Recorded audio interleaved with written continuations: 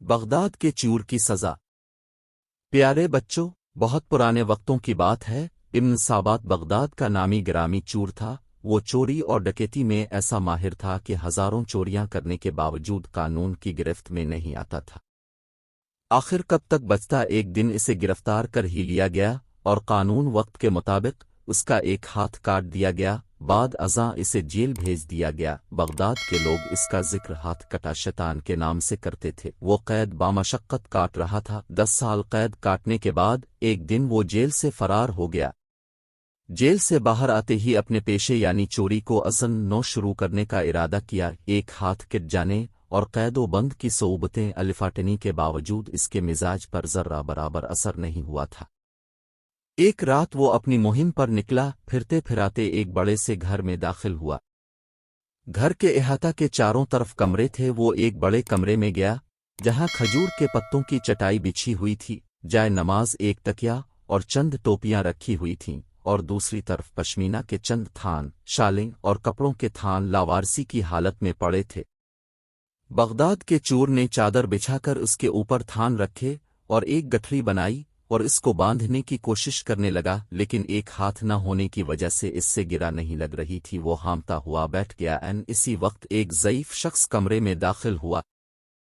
سابات کو گٹھڑی بناتا دیکھ کر کہا، بھائی، یہ کام تم کسی کی مدد کے بغیر نہیں کر سکتے، میں تمہاری مدد کرتا ہوں۔ سابات نے اسے اپنے ساتھ ملا کر کپڑوں کی 2 گٹھڑیاں بنائیں۔ بڑی گٹھڑی ضعیف شخص نے اپنے سر پر رکھ لی اور چھوٹی اور کم وزن گٹھڑی سابات کو دے کر کہا کہ تمہارا ہاتھ نہیں ہے، اس لیے تم کم وزن الفاٹیا اور جہاں کہو گے میں اسے پہنچا دوں گا۔ سابات اپنے ٹھکانے کی طرف چل پڑا۔ راستے میں ایک جگہ چڑھائی کی وجہ سے ضعیف شخص کو بڑی دقت پیش آئی، ٹھوکر لگی اور گٹھڑی سمیت نیچے گر گیا۔ سابات نے غصے میں گالیاں بکیں اور اس کی کمر پر ایک زوردار لات رسید کی۔ ضعیف شخص جوں کھڑا ہوا اور کمزوری کی وجہ سے گرنے کی معافی مانگنے لگا۔ ابن سابات نے طاقت کے ضم میں دوبارہ بڑی گٹھڑی عمر رسیدہ شخص کے سر پر رکھ کر سفر شروع کیا۔ چلتے چلتے وہ ایک کھنڈر میں جا پہنچے جو بغداد کے چور کی پناہ گاہ تھی۔ پھر ابن سابات نے بزرگ سے کہا کہ دیکھو، پہلے چوری کرنے میں پہنچا تھا اور تم بعد میں آئے تھے، لہٰذا یہ تمام چوری کا مال میرا ہوا اور تمہیں مجھ جیسا سردار پورے بغداد میں نہیں مل سکتا، لہٰذا آج سے تم میرے شاگرد ہو۔ بزرگ شخص نے ادب و احترام سے عرض کیا، بھائی، یہ تمام مال تمہیں مبارک ہو، افسوس میں تمہاری کوئی خدمت نہیں کر سکا، بلکہ اپنی کمزوری کی وجہ سے تمہارے لیے پریشانی کا باعث بنا، جس کے لیے معافی مانگتا ہوں اور رخصتی کی اجازت چاہتا ہوں۔ خدا حافظ کہہ کر وہ شہر کی جانب چل پڑا۔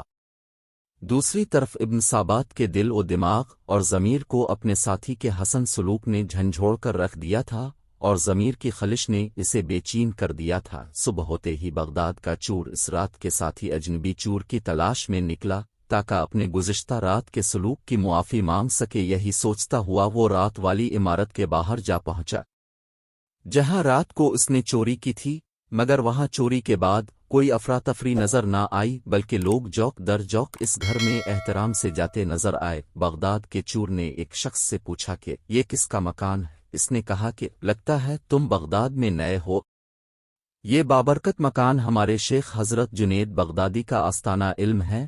ابن سابات نے نام تو سن رکھا تھا مگر دیدار کی سعادت سے اب تک محروم تھا۔ سوچا کہ آج اتفاقنا اس نے کو بزرگ ہستی کا دیدار ہی کر لوں۔ اندر جا کر کمرے میں جھانکا تو دیکھا وہی رات والا عمر رسیدہ ساتھی مصلی پر بیٹھا درس دے رہا ہے اور با ادب لوگوں سے کمرہ بھرا پڑا ہے۔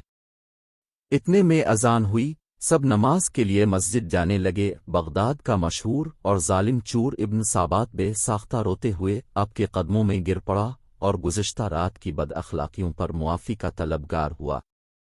شیخ جنید بغدادی نے اسے زمین سے الفاٹے کر اپنے گلے سے لگا لیا اور مسکراتے ہوئے فرمایا، در توبہ ابھی بھی کھلا ہے۔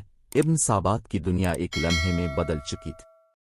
وہ شیخ کے حلقہ واردت میں داخل ہو گیا اور وہ ہاتھ کٹا شیطان و سابو بغداد کا شاطر چور شیخ جنید بغدادی کے زیر سایہ عبادت ریاضت میں وہ نام لیا کہ اب اسے بغداد کے لوگ بغداد کے چور کے بجائے شیخ احمد ابن سابات کے نام سے نہایت عزت و احترام سے جانتے تھے۔ اسی ابن سابات کو ایک مرد خدا جنید بغدادی کے حسن و اخلاق و کردار نے چند لمحوں میں بھی خاصان خدا کی صف میں داخل کر دیا اور بغداد کے چور کو چند لمحوں میں سیدھی راہ پر لانے کی کرامت کا چرچا زبان زد عام ہو گیا۔